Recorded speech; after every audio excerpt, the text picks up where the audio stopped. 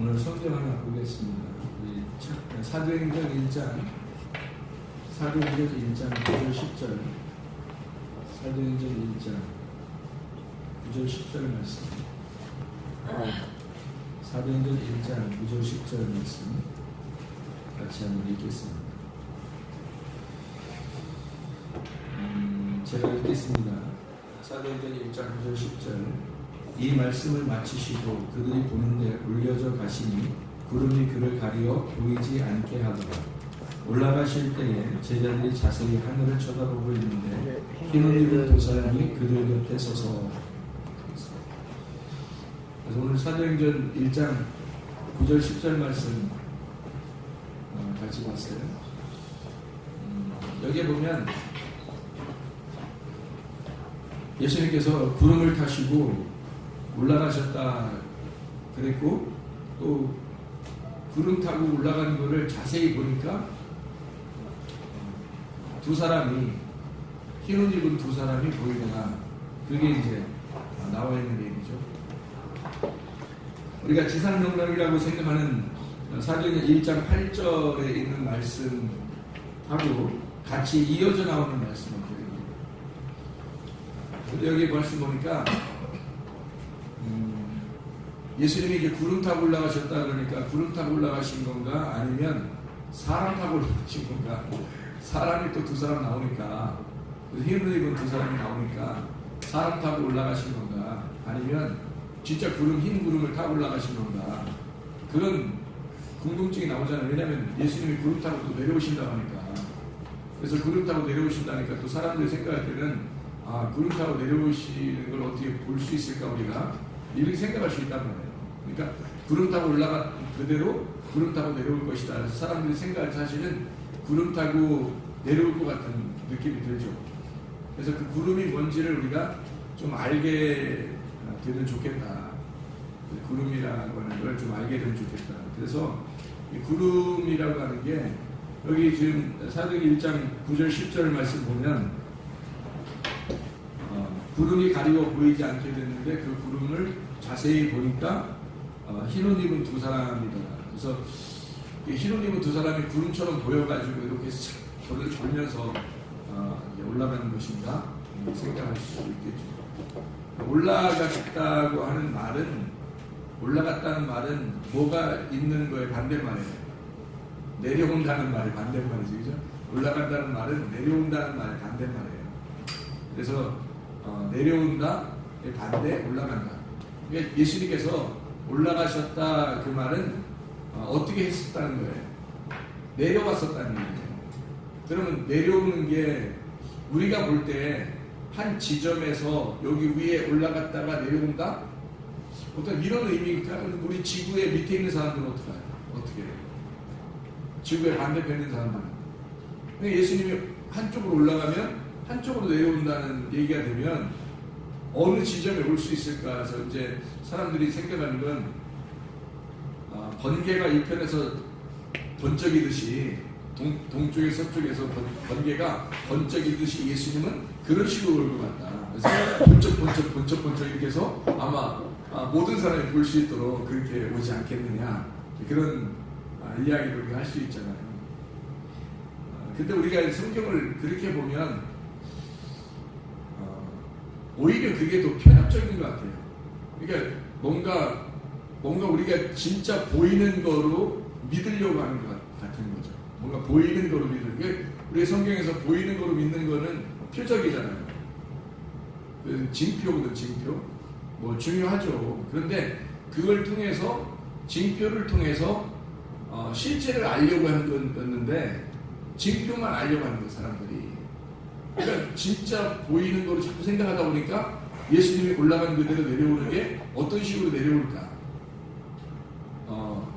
번쩍번쩍해서 내려와서 모든 지구에, 동그랗게 된 지구에 다 보이도록 그렇게 와야 되는가?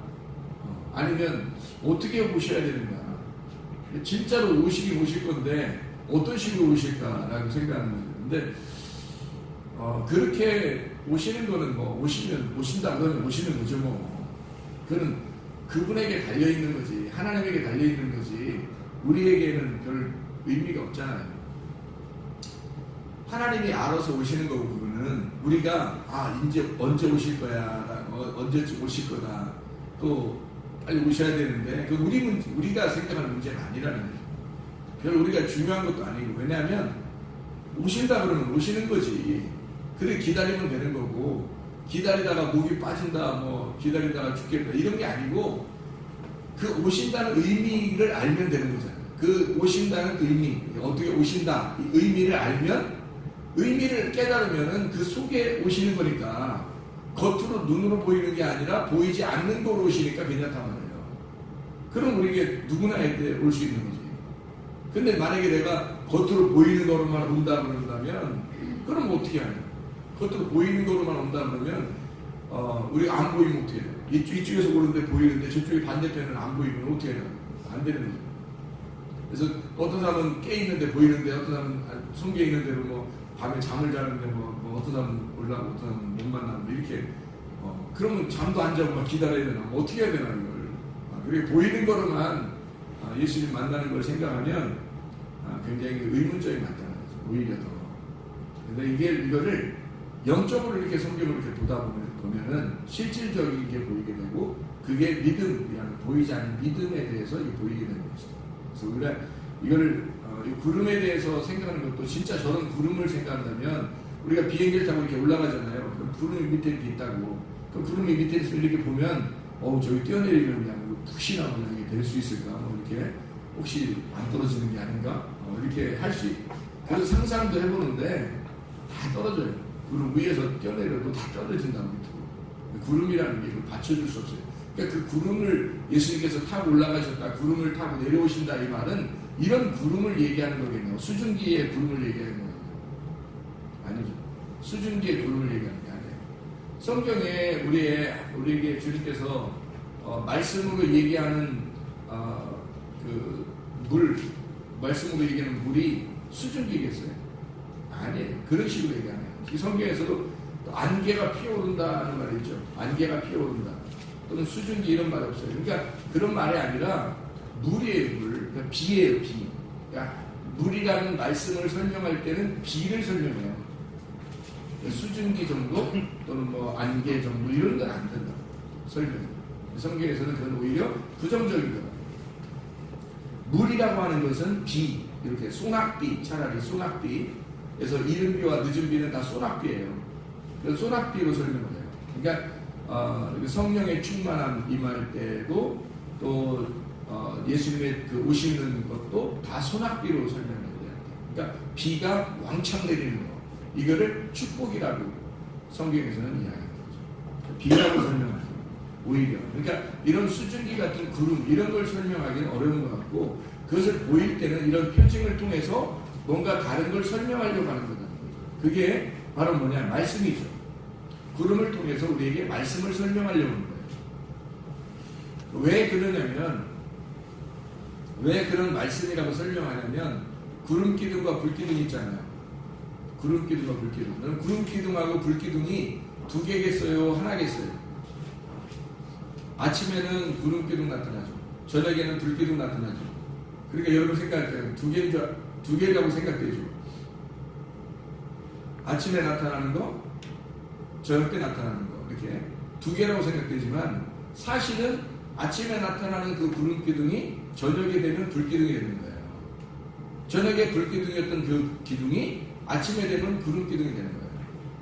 그러니까 원래는 이게 하나인데 아침에는 그게 구름 기둥으로, 저녁에는 불 기둥으로 되는 거예요.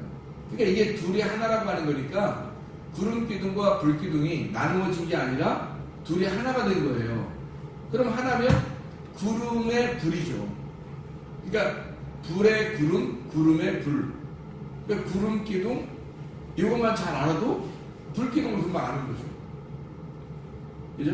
그러니까 이게 구름 기둥이 뭐냐? 뭐 성령을 말한다. 뭐 불 기둥이 뭐냐? 말씀을 말한다. 그래서 말씀으로 저녁에 심판하는 거고, 그래서 불 기둥이니까 저녁에 심판하는 것이다. 구름 기둥 그러면 아침에 성령으로 우리를 인도하신다. 이렇게 할 수 있죠. 나누어서 보면 그렇지만, 잘 생각해 보면 성령이 말씀이고 말씀이 성령이죠. 그러니까 이게 둘 다 똑같은 거란 말이에요. 구름 기둥, 불 기둥. 이래서 아침과 저녁에 함께 존재하는 그런 기둥이란 말이에요. 둘 다 뭘 말하는 거예요? 말씀을 말하는 거예요. 그러니까 아침에도 저녁에도 말씀으로 우리를 보호하신다. 그거 말씀으로 우리를 인도하신다, 이끌어 가신다.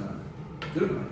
그러니까 이 아침과 저녁에 구름 기둥과 불 기둥으로 인도하신다. 결국에는 구름이라고 하는 것을 타고 올라가셨다, 타고 내려오신다. 이런 의미가 가만히 자세히 보니까 뭘 봤어요, 이 사람들이? 자세히 보니까 흰 옷 입은 두 사람을 봤다고. 그럼 흰 옷 입은 두 사람을 가만히 이렇게 우리가 연구를 해보면, 흰 옷 입은 두 사람을 갖다 연구를 해보면 흰 옷 입었다는 게 상당히 성경에 많이 나와요. 그리고 흰 옷 입은 사람이 나와요, 성경에. 한번 우리가 몇 가지만 한번 볼까요? 창세기 18장 2절 보면 사람 셋이 지나갑니다. 그런데 19장 1절에 보면 두 천사가 나와요. 그러니까 소돔과 고모라에 멸망시키러 가는 천사가 두 명이고요. 두 명. 그리고 세 사람이 창세기 18장에 아브라함을 만나러 세 사람이 지나가다가 19장에 대해서는 소돔과 고모라를 멸망시키는데 두 천사가 거기를 멸망시키고 한 사람은 아브라함과 얘기하고 있는 거예요. 그러니까 이렇게 나눠져 있죠. 그래서 셋이 지나가다가 하나가 이렇게 하나가 남아 있고 그 다음에 둘이 가서 멸망시키는데 간 사람이 천사였던 거죠, 둘이. 그러니까 흰 옷 입은 두 사람이다 할 때 그 사람도 천사라고 볼 수 있죠. 천사가 둘 이렇게 흰 옷 입은 두 사람, 사도행전 1장 9절 10절에 보니까 흰 옷 입은 두 사람이 올라가는 걸 보여, 같이 올라가는 걸 보였단 말이에요. 그러니까 구름으로 타고 올라가는데 두 사람이 보이는 거지. 다니엘서 3장에 다니엘의 그 세 친구가 나오죠. 불구덩이에 들어갑니다. 불구덩이에 들어가니까 거기에서 누가 같이 걸어다닐 거 아니에요. 같이 걸어다녀. 그랬더니 누구처럼 보였다고요? 그게? 예, 신의 아들과 같다 그래요. 그게 신의 아들과 같다 그러는데 그거를 그 뒤에 다니엘 3장 25절, 28절에 보면 그게 천사가 나타나서 함께 있었다라는 얘기가 나옵니다. 다니엘서 7장 13절에 보면 구름 타고 인자가 구름을 타고 오신다. 구름 타고 있는 인자가 나와요. 다니엘서 10장 5절 6절에 보면 한 사람이 나오는데 세마포 옷을 입었다. 흰 옷을 입고 있다. 이렇게 얘기해요. 그러니까 하늘나라 옷은 우리가 입는 이런 하얀 옷이 아니에요. 제가 직접 보니까 하얀 옷이 아니더라고. 투명하면서 그러니까 깨끗한 옷을 설명하려고 깨끗한데 빛이 나요. 하얀 옷은 이렇게 불투명하잖아요. 근데 이건 투명하다고. 투명한 하얀 옷이니까 근데 속이 안 비쳐. 속이 안 비치는데 투명한 하얀 옷인데 빛이 난다고. 그러니까 이건 하얗다고만 볼 수가 없어요. 그럼 이 땅에서는 하얀 옷이다라고 흰 옷 입었다라고 얘기하는 구름과 같은 거, 구름이 표징이잖아요. 하얀 옷이 표징이라고요. 그래서 하얀 옷이 표징이라고 이게. 그런 걸 입은 걸 보면 저건 천사의 옷이다. 그리고 검으로 쓴 악마의 옷이다. 그러죠. 그러니까 이렇게 사람들도 인식이. 그러니까 하늘나라에는 이런 하얀 옷, 불투명한 그런 것은 그림자로 보여주는 거고요. 실제적으로 하늘나라의 그 천사의 옷은 이런 불투명한 게 아니고 투명하면서 빛이 나요. 그러니까 그거를 이제 성경으로 우리가 기록을 하려면 표현을 못하니까 흰 옷이라고 한 거예요. 흰 옷이라고. 저는 그걸 보니까 알겠더라는 거예요. 그러니까 이건 뭐 설명할 수가 없어요. 어떻게 생겼는지 여러분 봐봐야 알아요.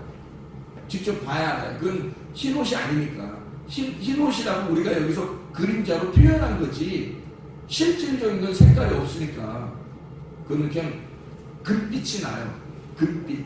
그렇다고 노란 옷이냐? 그것도 아니잖아요. 금빛인데 흰 옷 그냥 투명한 거예요. 그러니까 이게 금빛이 막 난단 말이에요. 금빛이 금도 뭐 머리도 금 색깔이에요. 그러니까 또 노란 금이 이렇게 떡지떡지 이렇게 붙은 그런 머리겠느냐? 그것도 아니지. 머리가 분명히 찰랑찰랑했어요. 제가 볼 때는 머리가 찰랑찰랑인데 금가루 같아요. 금가루. 빛나는 금가루 같더라고, 이렇게. 머리카락이. 그래서 노란 머리, 금머리다 이렇게 하는 거지, 뭐 금을 이렇게 막 톡톡지 붙여가지고 이렇게, 이게 그런 머리는 아니더라고요. 그런 것처럼 옷도 화려한데요. 하얀 깨끗한 사람이 이런 이 지상에는 그런 옷이 없으니까 설명할 수가 없는 거예요. 그런 옷을 입은 예수, 흰 옷 입은 예수, 흰 옷 입었다. 그러면 흰 옷 입은 세마포, 흰 세마포 옷을 입었다. 그 말은 저는 딱 그게 이제 봤으니까 이해가 된단 말이에요. 안 본 사람들은 어떻게 생겼지 진짜 하얀 옷이 하얗다는데 그 뭐 어떻게 생겼다는 거야. 뭐 색깔도 없던 어떻게 뭐 속에 안 비친다는데 뭐 빛이 난다는데 잘 모르겠잖아요. 근데 보면 알아요. 보여달라고 해보시든지. 저는 보여달라고 안 했어요. 보여달라고 안 했는데 어느 날 그냥 본 거야. 그래서 그냥 그렇구나 이렇게 생겼구나 그렇게 했지. 막 놀라긴 놀랬지. 그렇게 생긴 거에 대해서. 근데 천사도 보고 얼굴도 보고 손도 보고 발도 보고 이 옷도 다 보고 했으니까 그냥 뭐 그때는 이제 그렇게 생겼구나 놀랬지만 근데 뭐 설명할 수 있는 게 아니잖아요. 사람으로서 설명할 수 있는 게 아니고 여러분이 보면 이해할 수 있을 거예요. 그렇다고 보여달라 한다고 보여주는 건 아닌 것 같아요. 그거 봐준 거예요. 예를 들어서 천사가 히브리서 1장 14절인가요? 보면 우리를 이제 섬기라고 보낸 종들이라고 그러죠. 천사를 우리를 섬기라고 보낸 종. 이게 그 히브리서 1장 14절에 나와 있을 거예요. 1장 14절. 모든 천사들은 섬기는 영으로서 구원받을 상속자들을 위하여 섬기라고 보내심이 아니냐 이렇게 되어 있어야 돼요. 그러니까 천사를 봤다. 그러면 우리를 섬기는 종인데 누가 주인이 오늘 종 봤다고 엄청 기뻐할 사람이 누가 있어요? 야 동네방네 소문 내고 잔치하고 나 오늘 종 봤다. 진짜 힘들게 본 거야. 어렵게 이럴 사람이 누가 있냐고. 그러니까 종을 한번 봤다고 해서 그렇게 우리 노예 우리 집에 하인 하나 봤다. 아 진짜 힘들어. 우리 하인 보기 진짜 힘들어. 이렇게 하면 어떻게 하냐 이거. 그 보는 건 신기한 건 아니다. 그게 중요한 게 아니니까. 그건 실제적인 게 중요한 거예요. 뭐냐? 천사가 뭐냐고. 도대체가 이 구름을 탄 흰 옷 입은 천사가 뭐냐? 이런 또 예수님이 구름을 타고 왔는데 그 구름이 뭐냐? 이런 걸 알아야 되는 거지. 그 속에 있는 걸 알아야지. 겉에 있는 그 구름을 봐서 뭐하며 또 천사를 봐서 뭐하느냐 이거죠. 솔직히 말해. 마태복음 17장 2절 3절에 예수님이 흰 옷 입은 예수님을 보게 되고 변화산에서요. 모세와 엘리야가 함께 있어요. 그러면 모세와 엘리야가 예수님, 흰 옷 입은 예수님하고 함께 있는 거죠. 그러면 이분들이 세 명이 있어서 베드로가 뭐라 그러냐면 마태복음 17장의 변화산에서 베드로가 뭐라 그러냐면 우리 여기다가 초막 몇 개를 치자. 3개를 치자. 초막 3개를 치고 우리 여기서 내려가지 맙시다. 너무 좋아서. 그리고 예수님이 어떻게 해요? 꿈 깨라. 얼른 내려가자. 그러잖아요. 그죠? 그러니까 베드로가 기껏 자기가 뭔 말 하는지도 모르게 황홀해가지고 얘기했는데 예수님은 꿈 깨. 내려가자. 이러는 거예요. 왜 그랬을까? 왜 그랬을까? 왜 그렇게 금방 내려가자 그랬을까? 거기서 초막 새 짓고 예수님 살고 싶었어? 예수님 어디서 오신 분인데? 하늘에서 오신 분인데 거기서 초막 짓고서 거기서 살고 싶겠냐고. 그리고 집을 3개 짓고 살아? 예수님이. 그러니까 베드로는 지금 자기가 뭔 말하는지도 몰랐어요. 무슨 말이냐면 베드로하고 예수님하고 핀트가 안 맞은 거죠. 어떤 핀트가 안 맞은 거예요? 베드로는 이게 세 개로 보인 거야. 세 개로. 근데 예수님은 세 개로 안 보이는 거야.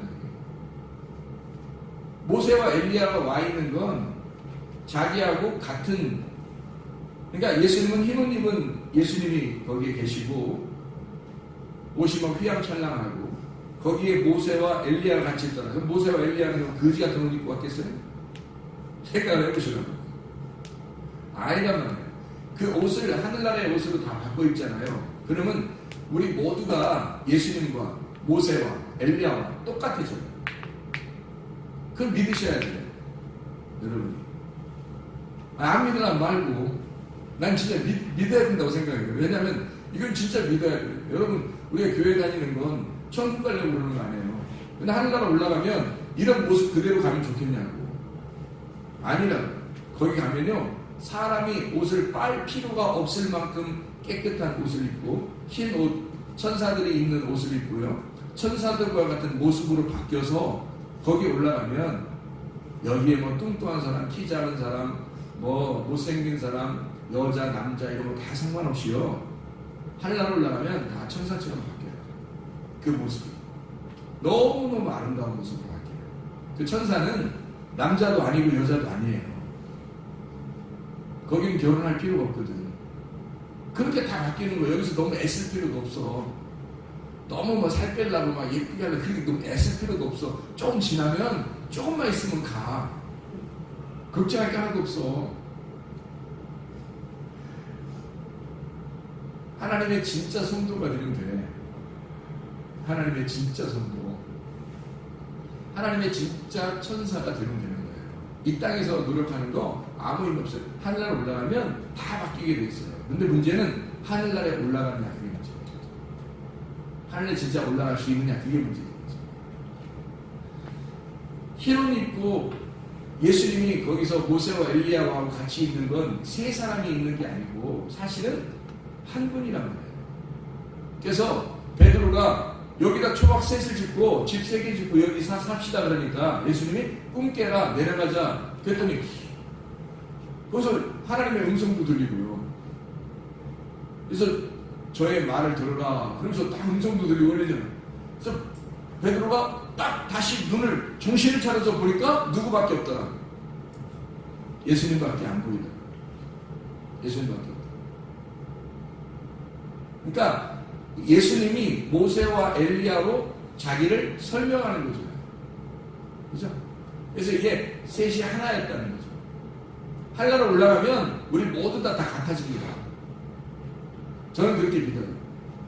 서로 각자 다 올라가겠죠. 그런데 각자 다 인격이 있고 영혼이 다 있으니까 각자지만 그 각자지만 모두 다 똑같은 하나의 모습이 되는 거죠.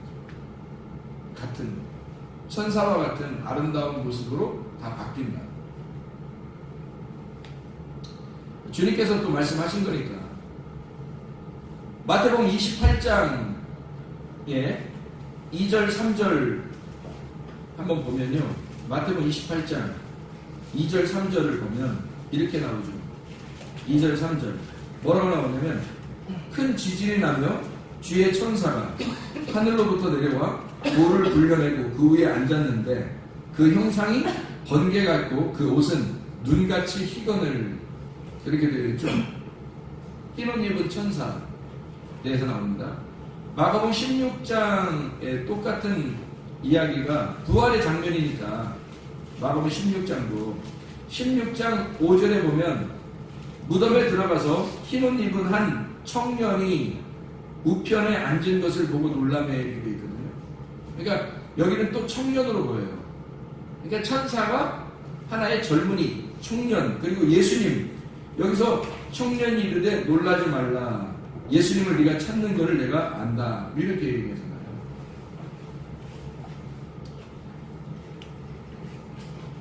누가복음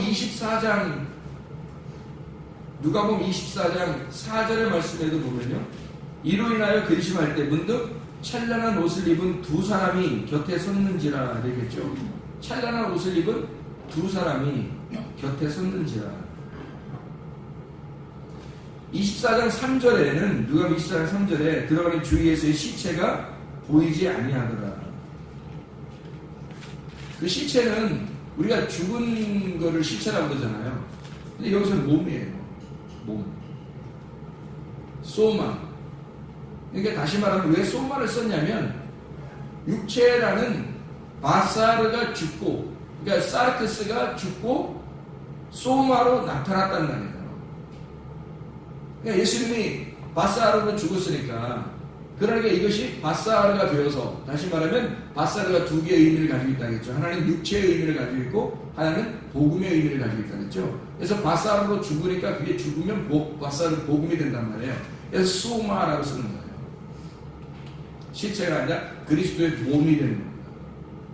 우리도 육체가 죽으면 그러면 소마가 돼요. 그러니까 여러분이 구원받으면, 거듭난 사람이 되면 여러분은 사르크스가 아니라 소마의 몸이 되는 거예요. 근데 만약에 구원받지 못하면 어떻게 돼요?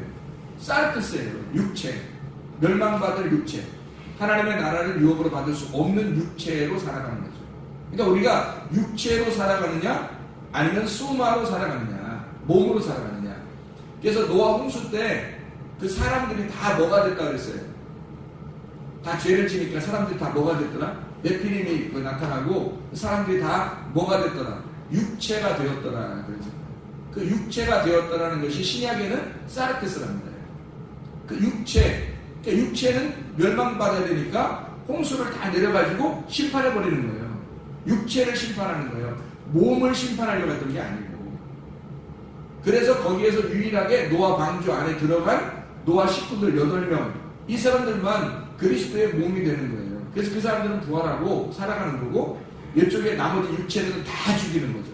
모든 육체가, 숨을 쉬는 모든 육체가 다 죽었더라. 그 말은 완전히 육체적인 삶이 우리의 속에서 다 끊어졌더라. 그러면 어떻게 돼요? 그리스도의 소마가 되죠. 몸이 되는 거죠. 그런 의미를 갖게 돼서 시체를 여기다 몸이라고 쓴 것입니다.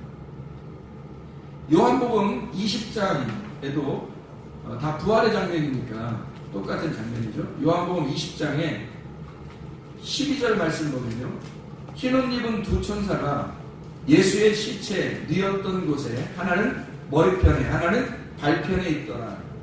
요한복음 20장 12절에 이렇게 나와 있거든요. 흰옷 입은 두 천사가 예수의 시체 뉘었던 곳에, 그 시체가 소마예요. 예수 그리스도의 몸이 소마가 됐으니까 보세요. 거기에 한 천사는 머리에, 한 천사는 발에. 왜 이렇게 앉아있을까요? 잘 생각해봐요. 흰옷 입은 두 천사가 예수의 몸에 그 뉘었던 곳에 하나는 머리편, 하나는 발편에 있더라. 이래요. 뭐 왕창, 천사가 왕창 내려오면 안 되나? 아니면 한 명의 천사, 다른 복음서처럼 뭐 한 청년이 와 있든지, 아니면 뭐 이렇게 한 천사가 와 있든지 해도 되고, 근데 두 천사가 거기에 와서 딱 자리 잡고 있는 거예요. 뭔가 설명해 주려고 하는 거겠죠, 그죠? 뭔가 설명해 주는 거예요. 그리스도의 몸의 완성을 의미하는 거예요. 머리부터 발. 그러면 머리부터 발이, 예수님이라는 소마가 머리부터 발까지가 뭐예요? 어떤 분이셔요? 말씀이잖아요. 잘 생각해요. 자, 뭐가 죽었다고요? 육체가 죽었다고. 육체가, 말씀이 육신이 돼서 오셨는데 그 육신이 죽었잖아요. 그러니까 뭐만 남았어요? 말씀만 남았지. 말씀만 남았는데 거기에 머리부터 발에 천사가 와서 앉아있다는 거예요. 왜? 완성됐다는 얘기죠. 완성됐잖아요. 머리부터 발까지 완성됐잖아요. 자, 성경이 창세기부터 요한계시록까지 되어 있죠? 그러면 창세기를 쓸 때 요한계시록까지 예수님이 부활하시면 완성되는 거죠. 그렇죠? 그러니까 완성이 되잖아요. 머리부터 발까지 완성이 되잖아요. 예수님의 부활은 모든 것을 완성했다고. 사람들이 왜 이 땅에 살면서 예수님 안에서 왜 자꾸 뭐가 안 되고 그럴까? 안 믿는 거죠. 왜 잘 성경을 모를까? 안 믿는 거지. 잘 안 믿어요. 예수님을 잘 안 믿는 거라고. 말씀을 잘 안 믿는 거라고, 사람들이. 실제로 믿으면 그렇게 되겠습니다. 머리부터 발끝까지 그리스도의 몸이 되면 우리가 왜 말씀을 못 깨닫겠는 거죠. 알 수 있죠. 근데 못 깨달은 거예요. 이해할 수가 없는 거예요. 완성이 되질 않았어요. 그리스도의 몸이 부활하지 않았어요. 그 속에서 육체가 살아있다고 생각해요. 자기의 육체적인 삶이 늘 살아있다고. 그러니까 이게 소마하고 분리가 돼야 되는데 분리가 안 되고 소마와 육체가 같이 있으니까 한쪽은 육체는 심판을 받아야 되고 소마는 살아나야 되는데 육체가 아직 죽지가 않았어요. 그러니까 육체와 소마가 같이 있는 거예요. 이 사르크스하고 소마가. 그러면 안 되거든. 이게 하나는 분리가 돼야 되는 거예요. 분리가 되는 성경은 이걸 분리시키는 거거든요. 분리하는 걸 뭐라고 하면 심판이라고 그러는 거예요. 이걸 나누는 거야. 그게 심판을 받는 거예요. 그게. 육체가 심판받는 거. 여러분이 완전히 하나님 앞에 회개하는 게 그런 모습이에요. 완전히 갈라서는 거예요. 이게 회개라는 거예요. 하나님이 아담과 하와를 내쫓으실 때 내쫓으시면 뭐가 된다고 그랬어요? 내쫓으시면 용서하는 거라 그랬죠. 왜 내쫓는데 그게 용서가 되냐고. 이미 내쫓는 분리가 심판인 거지. 분리하는 게 심판이고 심판을 받은 자는 구원을 받는 거예요. 그래서 심판과 구원은 같이 오는 거거든. 심판과 구원은 한 날에 오는 거예요. 잘 생각해봐요. 그게 큰 날이야. 그래서 심판을 받을 때는 무서운 거고 구원을 받을 때는 기쁜 거예요. 그게 한 날에 오는 거잖아. 노아 홍수 때도 그날 심판을 받죠. 물 심판을. 그때 구원을 그날 받잖아요. 바로 그거예요. 그러니까 심판받는 그날 구원을 받는 거죠. 심판받는 사람들 입장에서는 무서운 거고 구원받는 노아 식구들한테는 뭐 리듬 타면서 그 안에서 물결에 리듬 타면서 노는 거죠. 그러니까 이쪽 구원받는 사람들한테는 즐거운 거고 심판받는 사람들한테는 괴로운 거예요. 그게 성경의 가르침이라는 거예요. 그래서 흰옷 입은 두 천사가 양쪽에 머리부터 발끝까지 하나님의 완성, 말씀의 완성에 대해서 이거를 놓고 있다. 다시 말하면 천사는 뭐 때문에 온 거예요? 그러니까 거기 안 와도 되는데 왔어요. 시체 누였던 곳에 왜 왔냐고 알려주려고 온 거죠. 말씀이 완전히 있는 거예요.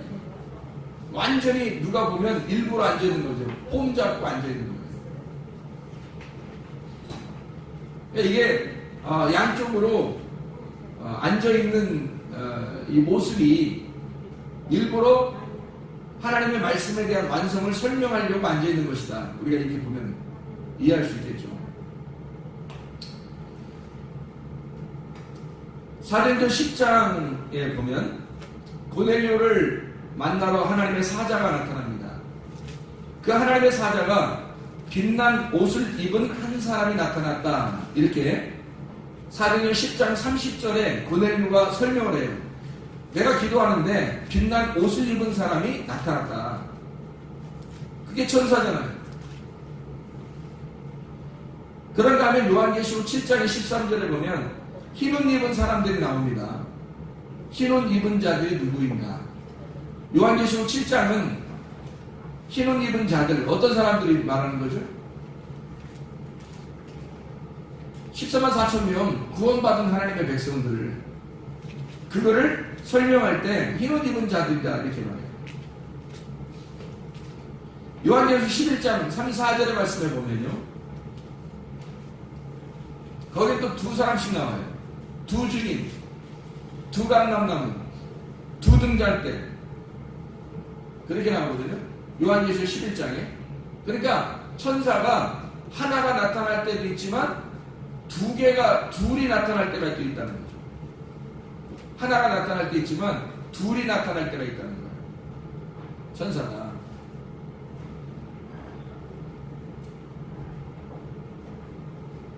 그러니까 왜 둘이 나타나냐면 증거죠, 증거. 증인, 증거. 그러니까 둘이 나타나는 거죠. 그러니까 흰옷 입은 천사들이 둘이 나타나요. 지금 사도행전 1장 8절에 1장 8절, 9절, 10절에 천사가 몇 명이, 흰옷 입은 자가 몇 명이 나타나요? 둘이 예수님 올라가시는데 같이 나타나요. 그럼 뭔가 나타내려고, 뭔가 증거하려고 나타나는 거라는 거죠. 구름 기둥과 불 기둥이 몇 개예요? 하나인데 두 개로 설명하잖아요. 아침에는 구름 기둥, 저녁에는 불 기둥. 그러면 이게 뭐가 그들을 인도했다고 성경에 나오냐면 천사들이 인도했다고 해요. 하나님의 사자들이 그들을 인도했다. 그럼 그 실제로 인도한 건 구름 기둥하고 불 기둥이거든요. 근데 어떻게 하나님의 여호와의 사자들이 인도했다고 이렇게 말하겠어요? 천사들을 인도해요. 그러니까 천사라고 하는 건 나타낼 때 뭔가 둘이라는 증거를 나타내는, 증인을 나타내서 뭘 설명하려고 나올 때는 둘이라는 것이 나타나요. 예수님 올라가실 때도 마찬가지라는 거죠. 그렇게 그대로 내려온다는 거 아니에요. 그럼 예수님이 죽으시고 부활하셔서 이렇게 놓여있는 예수님의 그 몸에 양쪽에 머리하고 발 쪽에 천사가 있었던 것은 뭔가 우리에게 완성을 설명하려고 했던 거죠. 말씀에 대한 완성. 예수님이 그래서 성경에 이렇게 올라가는 두 증인, 거기에도 똑같아요. 두 증인이 부활해요. 거기서 3일 반 만에 부활합니다. 3일 반이라고 하는 건 또 여러분이 의미를 한번 봐야 되겠는데, 나왔으니까 말을. 요한계시록의 11장에 보면요,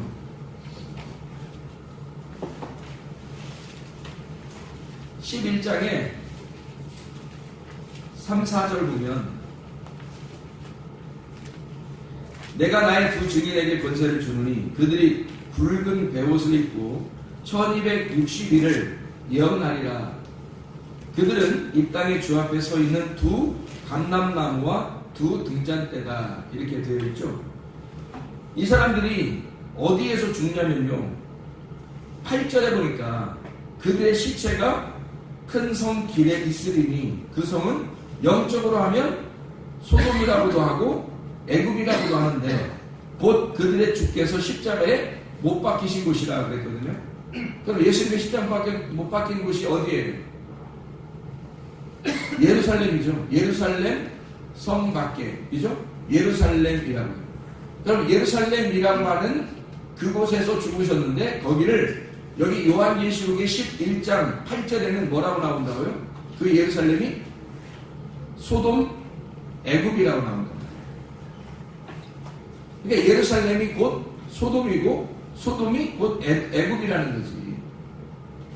그럼 우리에게 애굽을 갖다가 뭐를 설명하려고 할 때 애굽을 등장시키잖아요.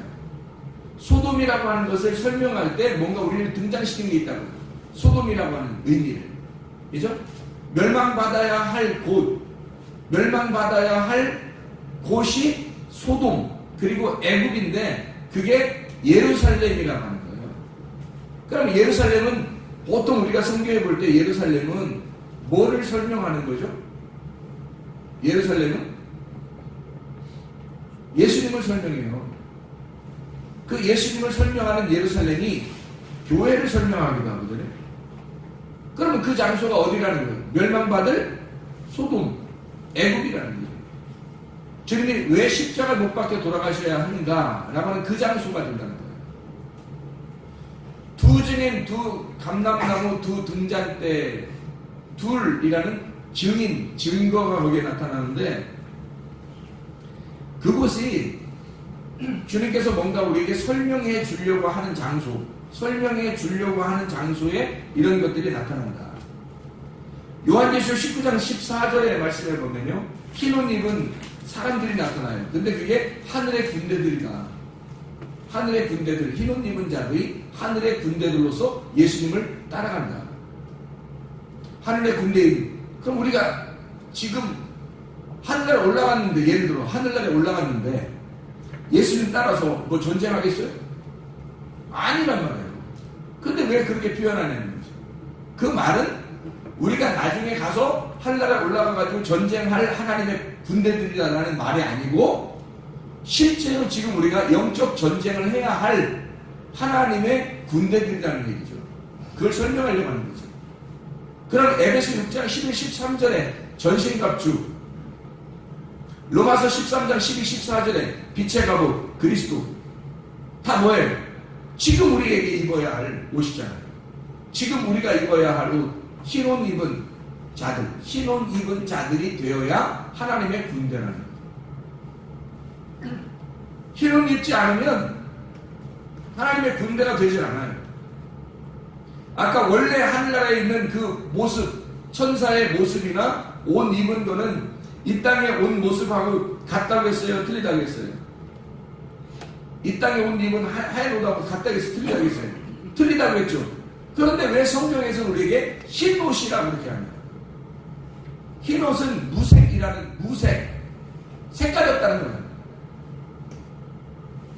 어제 우리가 마태복음 18장 어린아이에 대한 설명을 했죠. 그때 이 아이들이 금방 용서해야 안 해요. 친구들하고 싸워도 금방 용서가 되고 금방 친구가 된다고. 근데 좀 커가지고 어른이 되면 용서해야 안 해요. 안 해. 한번 싸우면 끝까지 가, 진짜. 왜 그럴까요? 색깔이 생겼다는 얘기입니다. 내 색깔이 생겼다는 얘기예요. 어린아이들이 왜 그렇게 싸워도 금방 삐지기도 하지만 화내기도 하지만 금방 화해하고 금방 손잡고 친해지고 금방 놀고 그러냐면 색이 없다는 거예요. 색깔. 아이들은 자기의 독특한 색이 없어요. 누가 아직 많이 그림을 그려주지 않았단 말이에요. 근데 여러분 어른들은 색깔이 심하다고 자기 누군가가 나라는 도화지에다가 색깔을 많이 입혀놨다고. 색깔을 많이 입혀놔서 사람이 색깔이 생긴 거야. 자기 색깔이. 근데 어린 아이들은 색깔이 없어요. 근데 천국은 어떤 사람만 간다? 어린아이만 간다는 거예요. 색깔이 없는 사람들만 간다는 거예요. 무색. 그러니까 하늘나라에 있는 옷, 천사들의 옷이 다 그럴 수밖에 없죠. 색깔이 없는 거예요. 색깔이 없는 색이에요. 근데 투명하고 속이 비치진 않지만 빛나는 금빛이 나는 그런 옷이더라고요. 이런 하얀색으로 표현을 했다는 것은 하얀색이라고 하는 건 무색, 색깔이 없다 그런 의미고, 색깔이 없다는 것은 색이 있다는 것의 반대를 설명하려고 하는 거예요. 색이 섞여 있다는 것을 반대로 설명하려고 흰색이라고 하는 거예요. 색깔이 없다는 얘기예요. 그럼 어린아이가 색깔이 없는 거하고 딱 맞는 거예요. 그래서 어린아이를 생각하면 하나님 나라가 어린아이일 것이구나 라고 하는 것을 알게 됩니다. 하나님 나라가 어린아이들의 것이구나. 이렇게 만들려고 주님께서는 우리에게 이 땅에 내려오실 때요, 먼저 누구를 보내요? 먼저 예수님이 나오시기 전에 누가 먼저 왔어요? 침례 요한이 먼저 왔어요. 그 침례 요한이 먼저 온 이유는 뭐예요? 침례 요한이 나온 이유는, 그러니까 아까 우리가 천사가 두 사람씩 나와서 예수님의 그 몸, 예수님의 그 부활하신 그 몸 있던 자리에 머리와 발에 있는 두 천사가 있다. 두 증인이고 두 감람나무고 두 등잔대다. 그래서 둘씩 나와서 증인을 삼는다. 그래서 너희가 둘씩 나가서 전도해라. 그런 말 있죠. 누가복음 10장에 70제자를 갖다 파송할 때도 둘씩 보내잖아요. 왜? 두 명이 설명을 해야 되니까. 다리가 몇 개예요? 두 개잖아요. 그래서 사도행전 3장에 보면 베드로하고 요한이 다리가, 한쪽 다리가 전 사람을 고쳐주면서 다리를 멀쩡하게 만들어주잖아요. 두 다리라는 얘기죠, 이게. 그러니까 증인이 둘이라고 하는 것을 의미하는 거잖아요. 그렇죠? 그러니까 이 증인은 반드시 둘로 되어야 된다는 거예요. 그래서 둘씩 나오는, 그러니까 여기 사도행전 1장 8절, 9절, 10절에 보면 예수님이 구름 타고 올라가시는데 딱 보니까 뭐가 보인다? 흰 옷 입은 두 천사, 흰 옷 입은 두 사람이 보이더라는 거죠. 그 사람이 천사였던 거죠. 그러니까 흰 옷 입은 두 사람이 두 천사인데 그게 그냥 볼 때는 구름으로 보였고 그게 자세히 보니까 사람으로 보이더라. 이해할 수 있겠죠? 그렇게 예수님이 모세하고 엘리야를 변화산에서 만났을 때도 역시 세 사람이 있는 게 아니라 사실은 예수님밖에 없더라.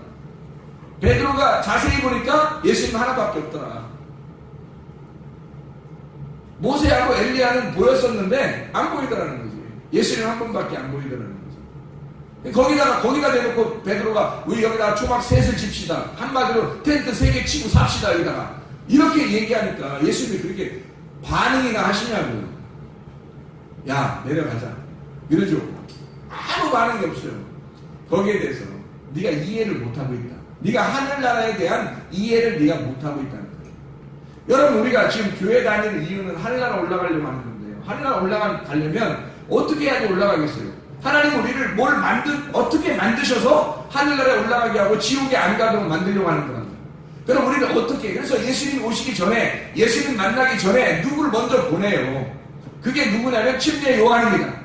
구약에 있는 엘리야와 같이 침례 요한을 보낸다, 이렇게 말해요. 말라기서 4장 5절 6절 한번 보십시다. 말라기서 4장 5절 6절. 그 엘리야 선지자가 오면 선지자 엘리야를 너희에게 보내리니 여호와의 크고 두려운 날이 이르기 전에, 여호와의 크고 두려운 날이 이르기 전에 그랬으니까 침례 요한이 예수님 나오기 전에 선지자 엘리야를 너희에게 보낸다 했는데, 침례 요한이 나올 때 여호와의 크고 두려운 날이 이르기 전이니까 언제가 여호와의 크고 두려운 날이겠어요? 예수님 오시는 게 여호와의 크고 두려운 날인 거죠. 침례 요한이 여호와의 크고 두려운 날이 임하기 전에 선지자 엘리야를 보낼 거야 라고 하니까, 선지자 엘리야는 침례 요한이 온 것은 바로 뭐가 있었던 거? 앞으로 여호와의 크고 두려운 날이 임하기 전이었다. 그러니까 예수님이 여호와의 크고 두려운 날인 거죠. 예수님이 오게 되면 사람들은 어떻게 뭐 하려고 오는 거예요? 충돌하려고 오는 거예요. 전쟁하려고 오는 거라고. 사람들하고 서로 부딪히려고 오는 거라고. 예수님 오시는 것 자체가. 인간하고 하나님이 왔는데 인간하고요. 하나님이 와서 인간하고 이게 서로 이게 맞겠어요? 안 맞는 게 당연하지. 하나님이 오셨는데 인간하고 맞겠냐고. 이게 부딪히는 게 정상인 거라고. 전쟁하는 게 정상이라고. 부딪히고.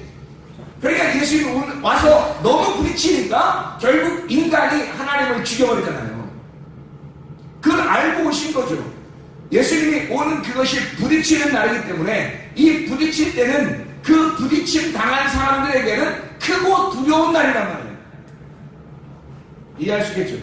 그러면 크고 두려운 날이 임하는, 왜 크고 두려운 날이 임하도록 만들려고 해요? 하나님이 죽이려고 하는 거예요. 그 너희의 사르크스를 죽이고 그리스도의 소마가 되게 하려고 하는 겁니다. 이해할 수 있겠습니까? 그 당시에 실제로 그렇게 죽었어요. 그러면 지금 여러분과 저에게 이 말씀을 갖다 일부러 써서 쓸 필요도 없었던 거야. 사실은 그 당시에 사람들에게는 이 말이 필요가 없어요. 여기 이 책이 지금 우리에게 전달된 인쇄된 이 책이 필요하겠냐고. 그 사람들한테는 그때는 직접 다 하나님이 상대하고 예수님이 나와서 얘기하는 그런 시대니까 이 책이 뭐가 필요해요? 왜 이걸 인쇄해가지고 우리가 이걸 다 들고 있냐고. 누구한테 말하려고 하는 거예요? 나에게 말하려고 하는 거죠. 그럼 나에게 뭘 말하려고 이런 걸 다 써놨냐고. 나에게 뭘 말하려고. 너의 속에 사르크스가 있는데 말씀이 육신이 돼서 오신 예수님은 그것 때문에 오셔서 죽는 거다. 너 그 사르크스를 죽여라. 너 죽이는 날, 그것이 크고 두려운 날이고, 그날 네 사르크스가 죽는 그날 너의 소마, 그리스도의 소마가 살아날 것이다. 구원이 임할 것이다. 이 말입니다. 죽었나요? 죽지 않아요. 사람들이 말씀을 그렇게 증거해도 안 죽습니다. 참 희한하죠. 예수님이 그럴 거예요. 어지간하다. 어지간하다 진짜. 그러지 않겠어요? 사르크스를 죽이려고 주님이 크고 두려운 날을 준비하시는 거예요. 그게 엘리야가 오는 목적이에요. 엘리야가 반드시 먼저 옵니다. 그 말은 침례 요한이 반드시 먼저 와서 예수를 소개하고 예수를 영접하는 사람에게 구원을 받는 거예요. 그러니까 여러분 보세요. 예수님이 재림하신다? 아니면 여러분 속에 들어가신다? 그게 오시는 거죠. 예수님이 재림하시고 있고 여러분도 예수님을 받아들일 때 예수님의 재림이 여러분 속에 들어가는 겁니다. 예수님 초림은 아셨잖아요. 성경에서. 그러니까 예수님의 재림이에요. 여러분 속에 들어가면 재림이죠.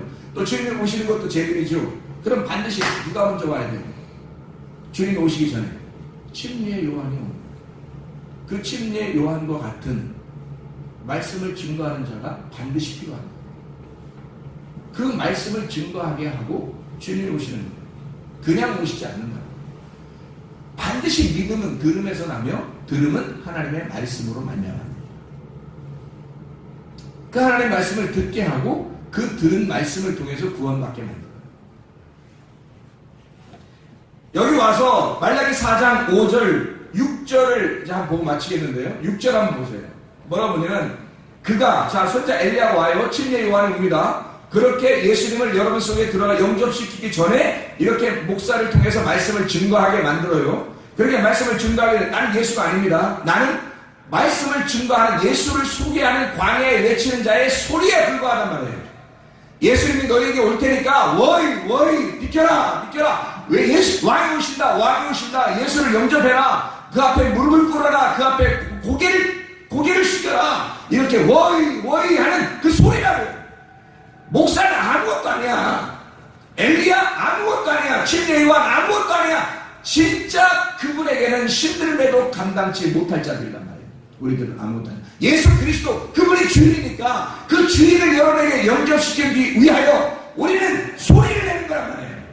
근데 그 소리를 듣게 하고 주님은 그 소리를 먼저 오게 해서 그 소리를 듣게 해서 예수를 영접시킨다는 겁니다. 근데 사람들이 어지간히 안 들어요. 그 소리를 안 듣는다. 자기가 최고야. 색깔이 너무 많아. 자기가 교만해. 자기 색깔이 많다.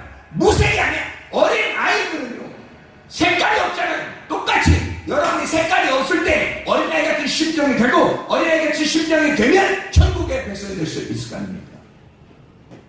그거를 만들려고 엘리야를 먼저 보내는 거거든요. 여러분 그 사르크스가 제거돼야 여러분이 깨끗한 몸이 되니까. 말라기 4장 6절에 그가 오면 이렇게 말씀을 증가하게 되면 여러분에게 이렇게 지금 말씀을 증가하는 이 목적은 뭐냐? 6절에 그가 아버지의 마음을 자녀에게로 돌이키게 하고 자녀들의 마음을 그들의 아버지에게로 돌이키게 하리라. 아버지 마음을 자녀에게 자녀의 마음을 아버지에게 어떻게 만들겠다는 거예요? 하나님에게 만들겠다는 얘기죠. 하나님 아버지의 마음을 여러분에게 여러분 각자의 마음을 하나님에게. 이 말이 뭐예요? 우리 마음이 뭐 대단해서 뭐 하나님 마음 우리가 마음을 하나님 알게 해주는 그게 아니잖아요. 여러분 마음을 하나님에게 하나님 마음을 여러분에게. 이 말은 뭐예요? 하나가 된다는 얘기예요. 서로 하나가 되게 한다. 서로 마음으로 하나가 되게 한다. 돌이키지 아니하면 두렵건대 내가 와서 저주로 그 땅을 칠까 하노라 하십니다. 만약에 안 돌이키면 그건 여러분 문제랍니다. 미리 소리가 났어요. 소리가 먼저 오게 돼 있습니다. 문제는 돌이키라고 오는 거예요. 아버지 마음을 여러분에게 전달시키고 여러분 마음을 아버지에게 전달시켜서 서로 하나가 되게 만들려고 말씀을 증거하는 것이거든요. 그런데 여러분이 돌이키지 아니하면 문제는 하나님이 와서 그 땅을 칠까 하노라. 심판받습니다. 교회 나와서 심판받으면 되겠어요? 교회 나와서 천국 가야죠. 구원받아야죠. 하나님의 마음이 여러분 속에 들어오고 여러분 마음이 하나님 속에 들어가서 그리스도 예수와 하나 된 주의 백성들이 서로 말씀이 완성된 이 말씀 안에 그 주님을 만나는 하나님의 백성들 다 되시기를 바랍니다. 기도하겠습니다.